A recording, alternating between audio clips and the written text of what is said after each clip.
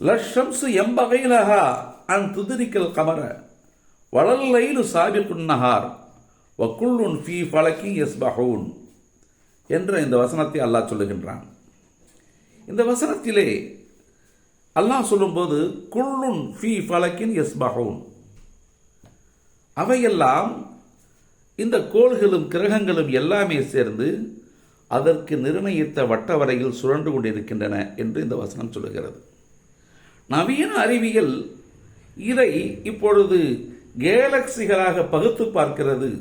அவை ஓடிச் செல்லும் வழிகளை மீட்கவே பால்வெளி வீதி என்று அதை சொல்லுகிறது. இவற்றைத்தான் அல்லாஹ் இதை சொல்லுகின்றான்.